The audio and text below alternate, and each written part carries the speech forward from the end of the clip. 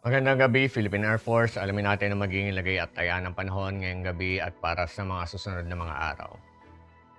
Sa kasalukuyan, wala pa rin tayong binabantayan na kahit anong sama ng panahon sa loob at labas ng ating Philippine Area of Responsibility at patuloy na makaka-apekto sa atin yung easterlies o yung minit na hangin na nagmumula sa dagat Pasipiko na nakapagdala ng mga kaulapan ng mga pag-ulan sa malaking bahagi ng Visayas, ganoon na rin sa Mindanao. Dahil nga dito, asahan natin na ang Palawan, Western Visayas at Negros Island region ay makaranas na maulap na kalangitan na may kalat-kalat na pagulan, pagkidlat at pagkulog. Samantala ang Metro Manila at ang nalalabing bahagi ng Luzon, nalalabing bahagi ng Visayas, asahan naman natin ang bahagya hanggang sa maulap na kalangitan na may pulupulong pagulan, pagkidlat at pagkulog.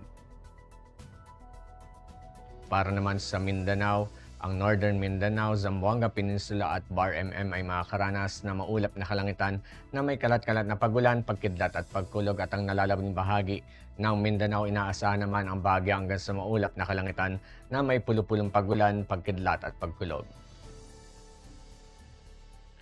Para naman sa susunod na mga araw, sa mga piling lugar dito sa ating bansa dito sa Metro Manila, Cavite, Lipa,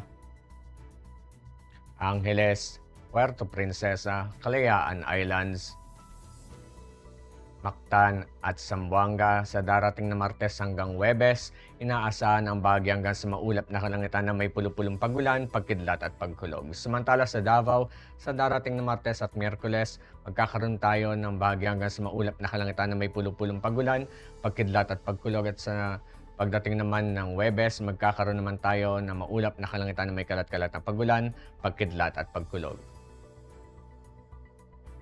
Ang haring araw ay lulubog mamayang 18:13 at ito naman ay sisikat bukas ng 05:32.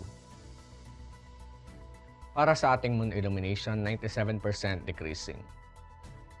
At para manatiling updated sa lagay at taya ng panahon, i-follow lamang ang Air Force Weather Center sa aming mga official social media accounts.